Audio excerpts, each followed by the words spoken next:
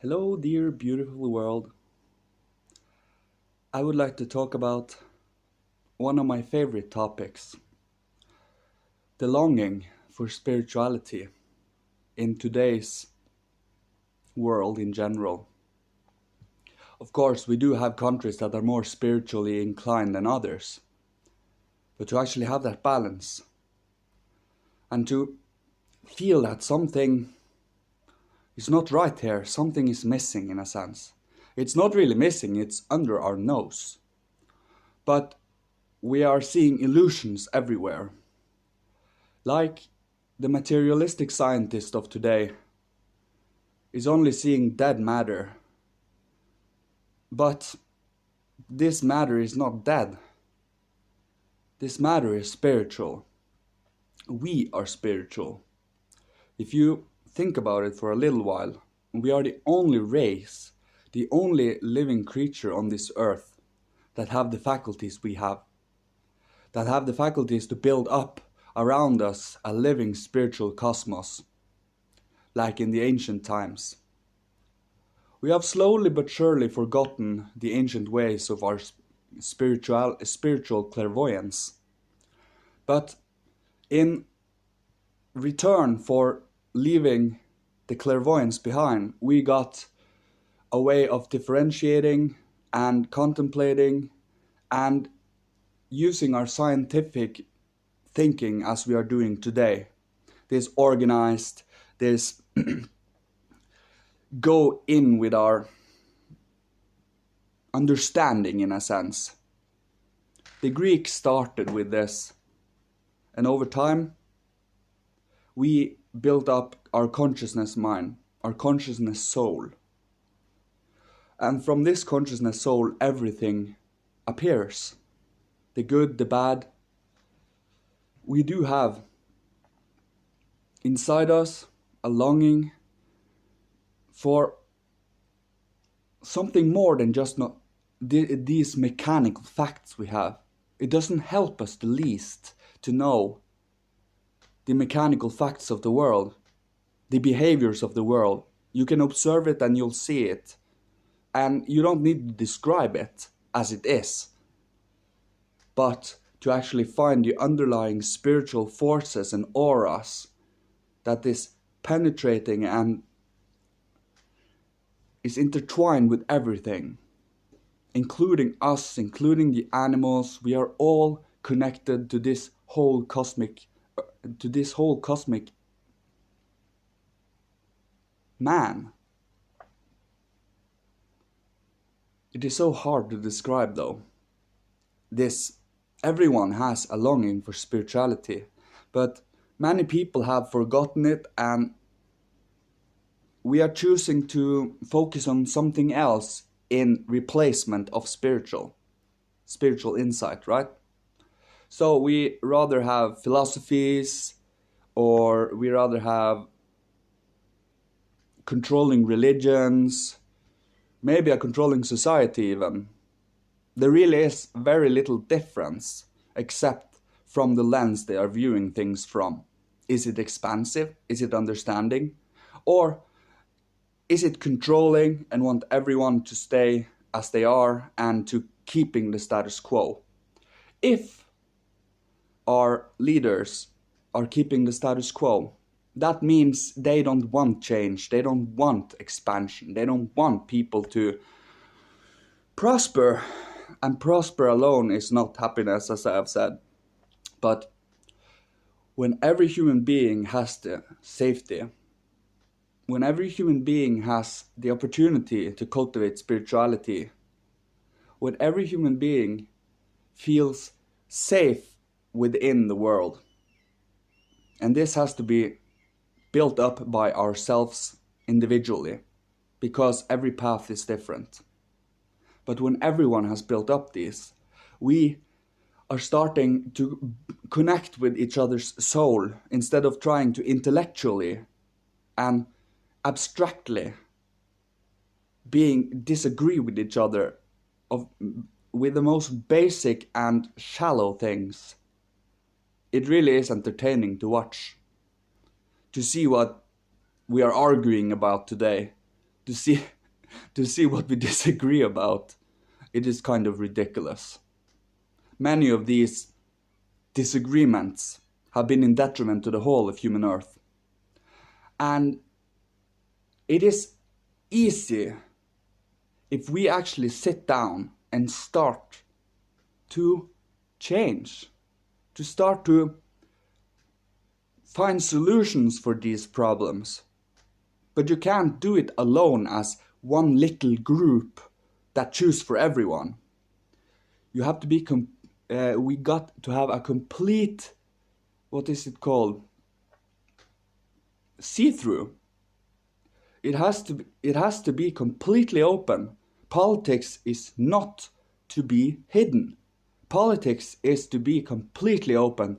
Every choice, every political viewpoint, every single economic choices, all of these things should be completely open and highlighted. This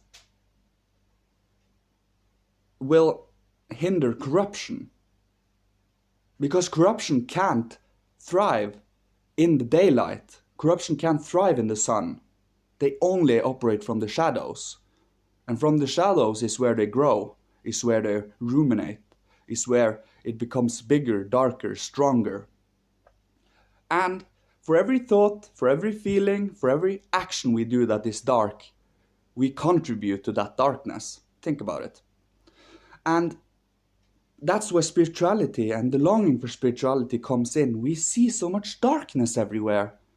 Even from single words from human beings comes out sputtering darkness. Even from me, darkness comes.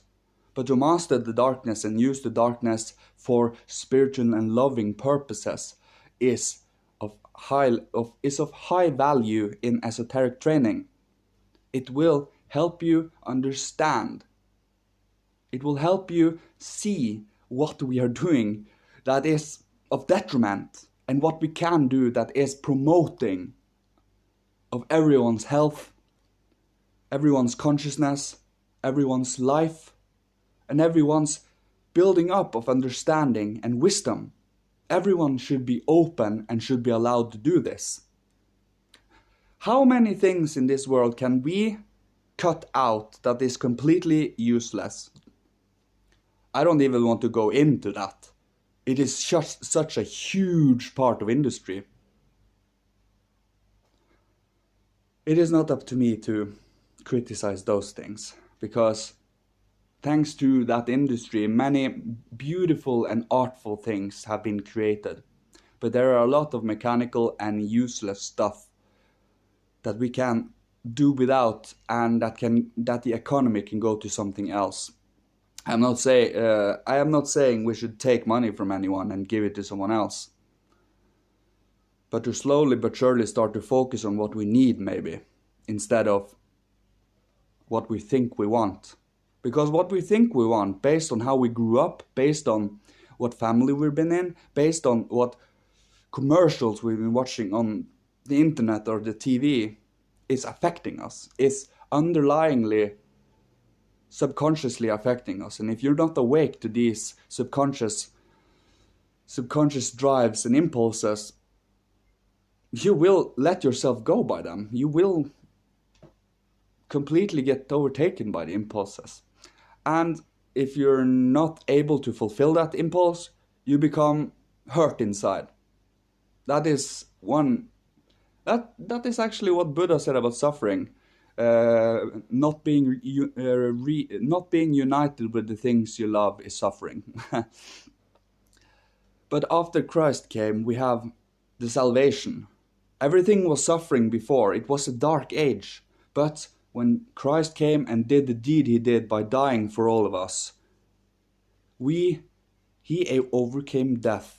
And by doing so, we have a salvation. We have a feeling that not everything is dark, not everything is suffering, but there is salvation and solution to problems. And the solution comes in real, loving, intellectual, soulful living, thinking, feeling, and willing.